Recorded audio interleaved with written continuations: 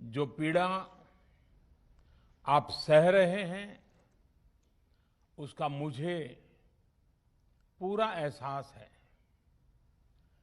जिन लोगों ने बीते दिनों में अपनों को खोया है, मैं सभी देशवासियों की तरफ से उनके प्रति संवेदनाएं व्यक्त करता हूं। परिवार के एक सदस्य के रूप में मैं आपके दुख में शामिल हूं। चुनौती बड़ी है, लेकिन हमें मिलकर अपने संकल्प, अपने हौसले और तैयारी के साथ इसको पार करना है। साथियों, अपनी बात को विस्तार देने से पहले मैं देश के सभी डॉक्टरों, मेडिकल स्टाफ, पैरामेडिकल स्टाफ, हमारे सभी सफाई कर्मचारी भाई बहन, हमारे एम्बुलेंस के ड्राइवर्स, हमारे सुरक्षा बल, पुलिसकर्मी, सभी की सराहना करूंगा। आपने कोरोना की पहली वेव में भी अपना जीवन दांव पर लगाकर लोगों को बचाया था। आज आप फिर इस संकट में अपने परिवार, अपने सुख, अपनी चिंता छोड़कर दूसरों का जीवन बचाने में दिन रात जुटे हुए हैं।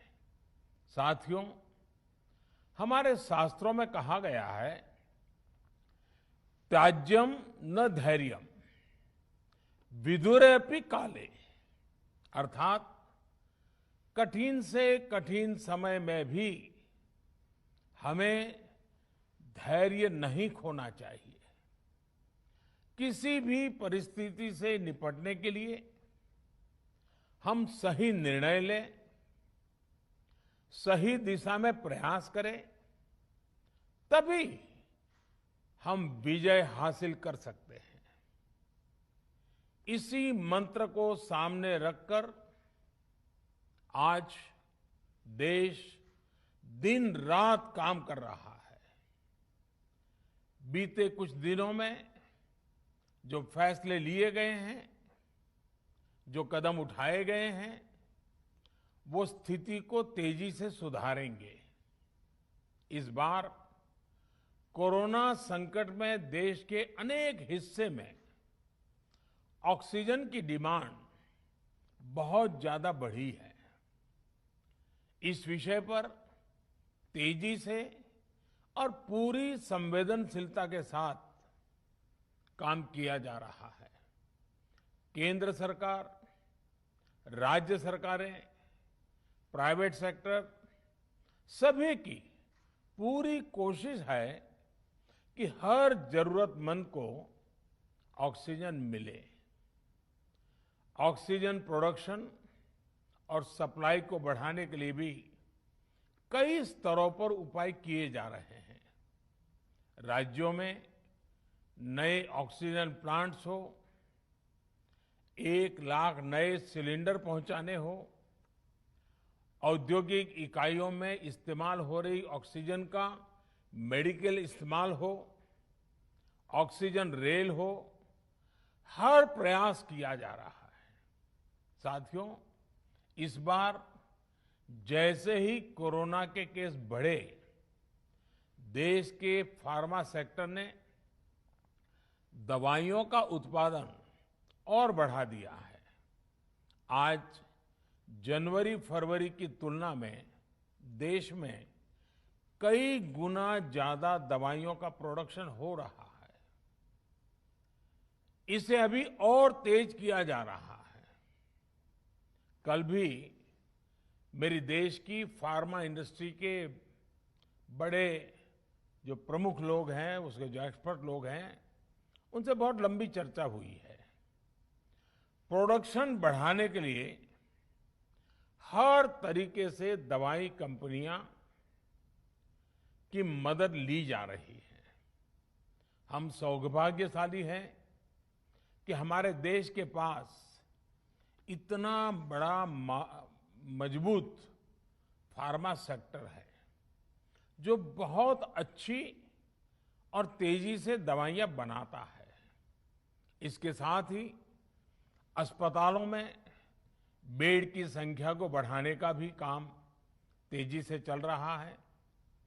कुछ शहरों में ज्यादा डिमांड को देखते हुए विशेष और विशाल कोविड हॉस्पिटल बनाए जा रहे हैं। साथियों, पिछले वर्ष जब देश ने कोरोना के कुछ ही मरीज सामने आए थे, उसी समय भारत में कोरोना वायरस के खिलाफ प्रभावी वैक्सीन के लिए काम शुरू कर दिया था। हमारे वैज्ञानिकों ने दिन रात एक करके बहुत कम समय में देशवासियों के लिए वैक्सीन विकसित की है। आज दुनिया की सबसे सस्ती वैक्सीन भारत में है।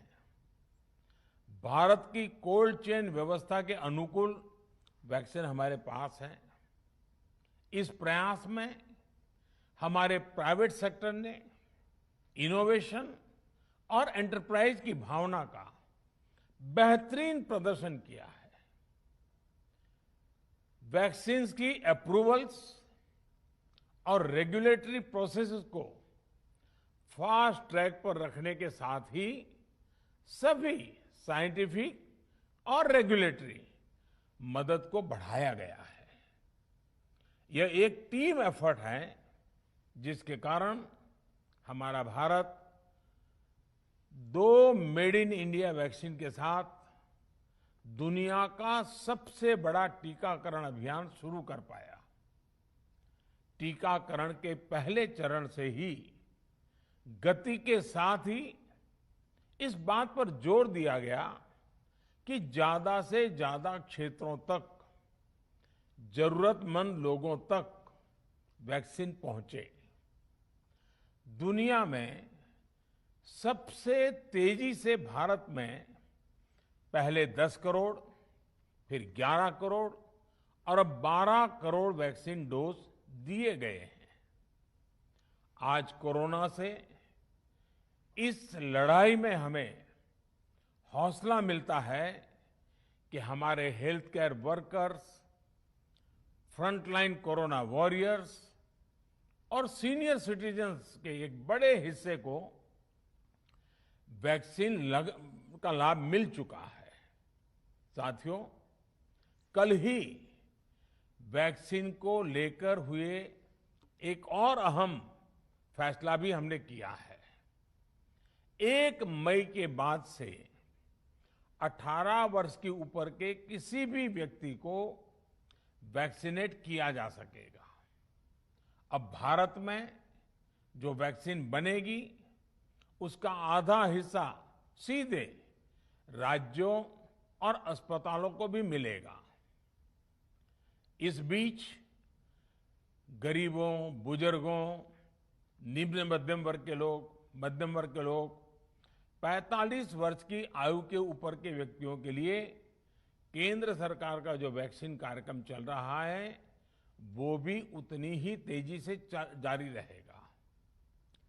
पहले की तरह ही सरकारी अस्पतालों में मुफ्त वैक्सीन मिलती रहेगी, जिसका फायदा, जैसा मैंने कहा, हमारे गरीब परिवार हो, हमारे मध्यम वर्ग, निम्न मध्यम वर्ग के परिवार हो, वो उनका लाभ उठा सकेंगे। साथियों, हम सभी का प्रयास जीवन बचाने के लिए है और जीवन बचाने के लिए तो है ही, प्रयास से भी ये है कि आर्थिक गतिविधियां और आजीविका कम से कम प्रभावित हो। प्रयास का तरीका यही रखा जाए। वैक्सीनेशन को 18 वर्ष की आयु के ऊपर के लोगों के लिए ओपन करने से शहरों में जो हमारे वर्कफोर्स है उसे तेजी से वैक्सीन उपलब्ध होगी।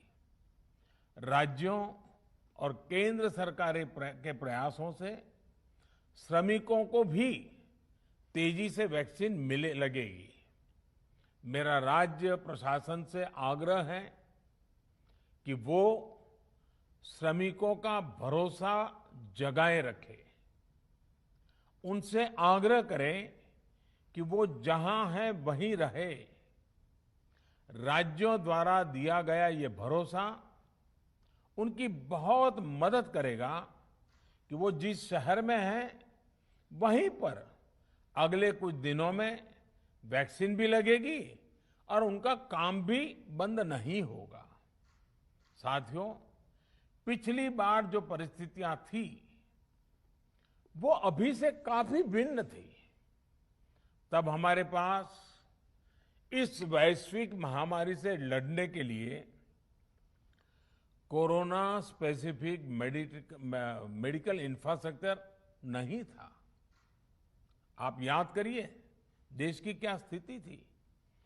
कोरोना टेस्टिंग के लिए पर्याप्त लैब नहीं, पीपीई का कोई प्रोडक्शन नहीं, हमारे पास इस बीमारी के ट्रीटमेंट के लिए कोई खास जानकारी भी नहीं। लेकिन बहुत ही कम समय में हमने इन चीजों में सुधार किया। आज हमारे डॉक्टरों ने कोरोना के इलाज की बहुत ही अच्छी एक्सपर्टीज हासिल कर ली है। वो ज्यादा से ज्यादा जीवन बचा रहे हैं। आज हमारे पास बड़ी मात्रा में पीपीई किट्स हैं, लैब्स का बड़ा नेटवर्क है और हम लोग टेस्टिंग की सुविधा को निरंतर बढ़ा रहे हैं। साथियों, देश ने कोरोना के खिलाफ अब तक बहुत मजबूती से और बहुत धैर्य से लड़ाई लड़ी है। इसका श्रेय आप सभी को, सभी देशवासियों को ही जाता है। अनुशासन और धैर्य के साथ कोरोना से लड़ते हुए आप देश को यहां तक लाए हैं। मुझे विश्वास है जन भागीदारी की ताकत से हम कोरोना के इस तूफान को भी परास्त कर पाएंगे।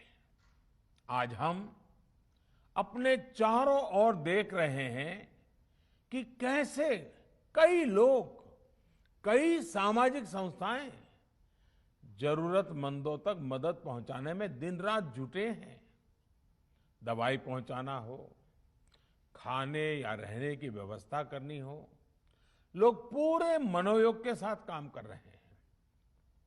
मैं इन सभी के सेवा भाव को आदरपूर्वक नमन करता हूं और देशवासियों से अपील करता हूं कि अधिक से अधिक मात्रा में इस संकट की घड़ी में देशवासी आगे आएं और जरूरतमंदों तक मदद पहुंचाएं।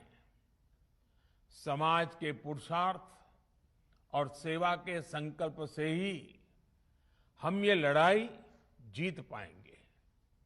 मेरा युवा साथियों से अनुरोध है कि वो अपनी सोसाइटी में, मोहल्ले में, अपार्टमेंट्स में छोटी छोटी कमेटियां बनाकर कोविड अनुशासन पालन करवाने में मदद करें।